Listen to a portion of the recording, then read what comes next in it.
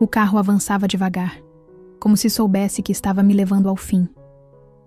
O céu nublado, a estrada de terra sem fim e o barulho insistente das pedras sob os pneus eram os únicos sons que nos acompanhavam. Eu estava no banco do passageiro, com um luto ainda fresco nos olhos e o coração esmagado entre o medo e a incredulidade. Meu filho, Vinícius, mantinha as mãos firmes no volante, como se dirigir aquela última rota significasse controlar não apenas o carro, mas o meu destino. Ele não disse nada. Nenhuma palavra de consolo após o enterro. Nenhuma pergunta sobre como eu estava. O silêncio dele me feriu mais do que o caixão que tínhamos acabado de deixar sob a terra. Eu ainda vestia preto. As mangas compridas escondiam os braços marcados de tantos anos de serviço, de lutas caladas, de dores que ninguém nunca quis ouvir. Na bolsa, havia apenas meus documentos, um celular antigo e algumas poucas notas emboloradas. Nem parecia que eu fora a esposa do grande César Freitas. Nem parecia que eu era a mãe do herdeiro da empresa.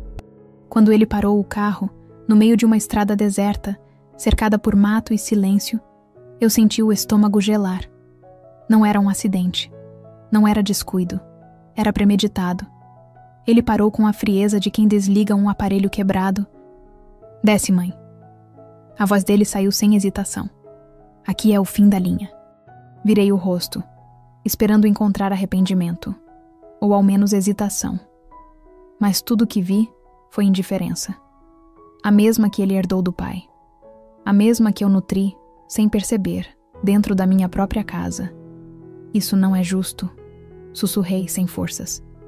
Eu sou sua mãe, Vinícius. Ele riu. Um riso seco, quase irritado. Era. Agora você é só um peso. A casa e a empresa são meus. Você já teve o que precisava. Agora se vira. Pegou minha mala, jogou na poeira como quem despeja lixo e voltou pro carro sem mais uma palavra.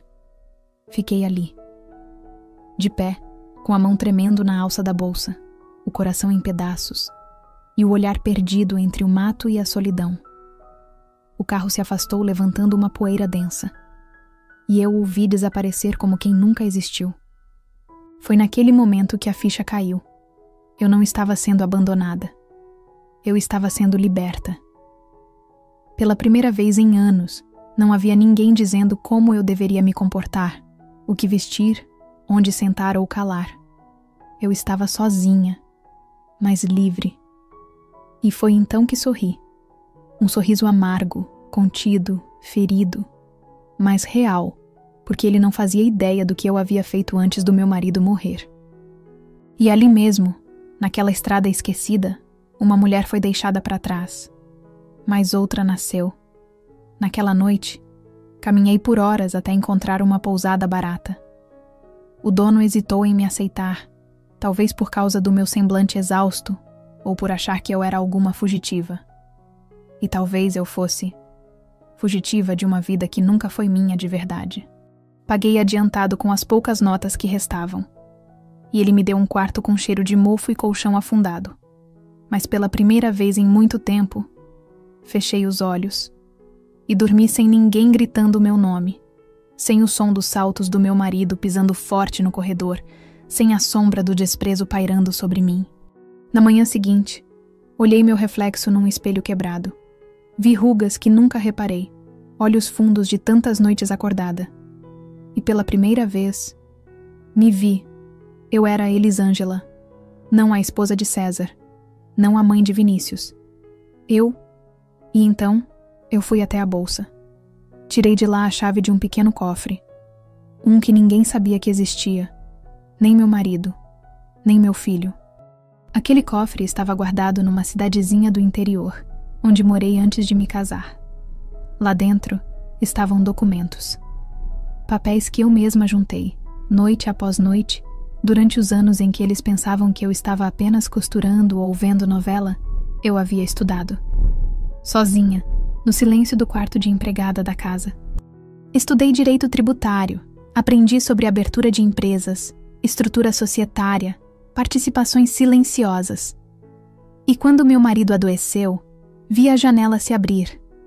Eles nunca notaram os contratos que eu assinei, porque estavam ocupados demais com o dinheiro, os carros, as ações, os eventos. Mas ali já estava sendo colocado em prática o meu plano. Eles esqueceram que uma mulher silenciosa pode ser uma bomba prestes a explodir. Antes dele morrer, enquanto fingia cuidar dele dia e noite, fiz a movimentação mais ousada da minha vida. Transformei o nome da nossa empresa em uma estrutura de fachada, e por dentro dela, plantei minha presença. Como eu podia assinar pelo meu marido, passei a empresa somente para o meu nome. E fiz tudo legalmente.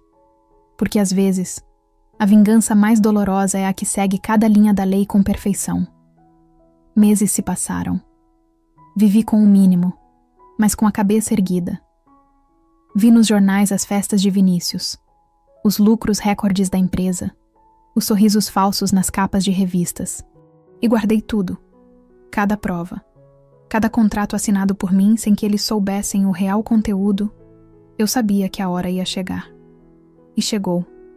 Era uma segunda-feira, fria. A cidade estava agitada porque a empresa iria anunciar uma nova expansão. E Vinícius, claro, faria o discurso, pois achava que era o dono da empresa. Um auditório cheio, câmeras, imprensa.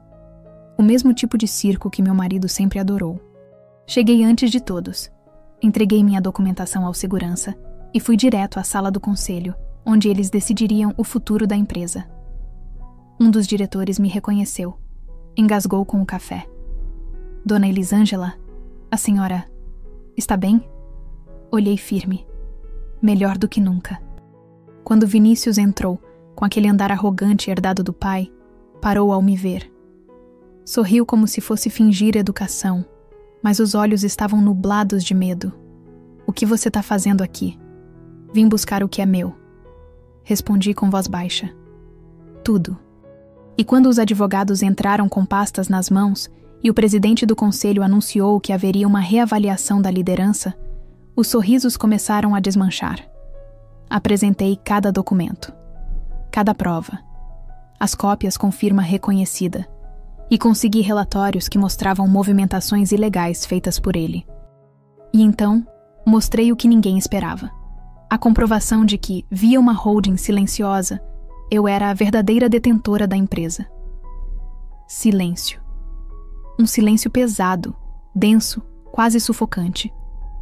Vinícius tentou se levantar, protestar, mas um dos diretores o impediu. Sente-se, Vinícius. A senhora Elisângela vai conduzir a reunião agora.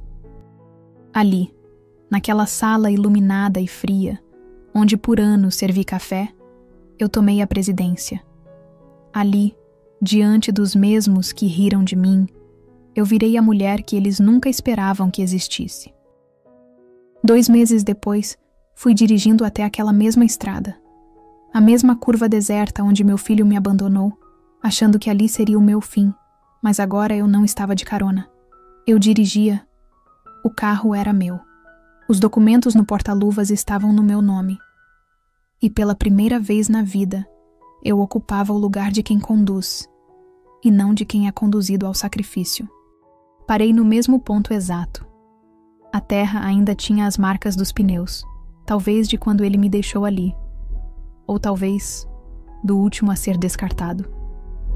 Abri a porta, desci devagar, senti o vento bater no rosto, e pela primeira vez não chorei.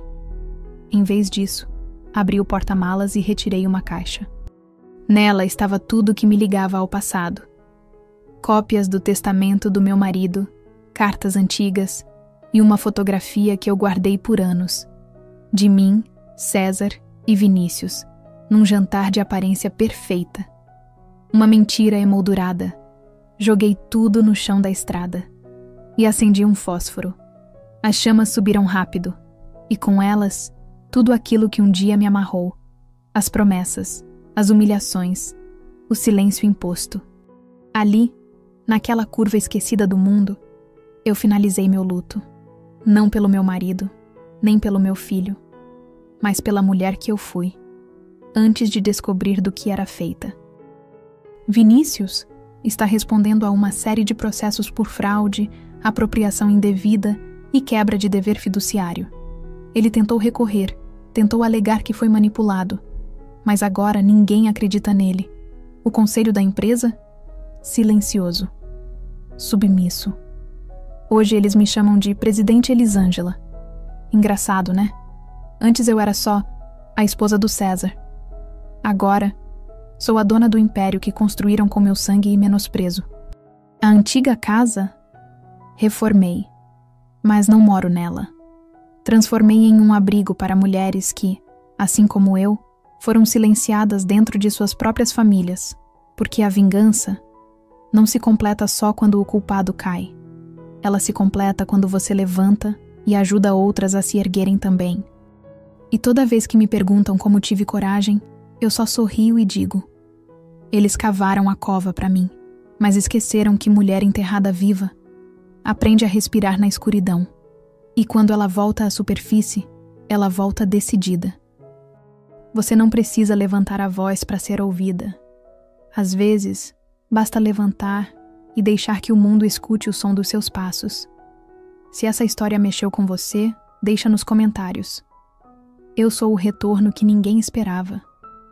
E compartilha com alguém que precisa lembrar.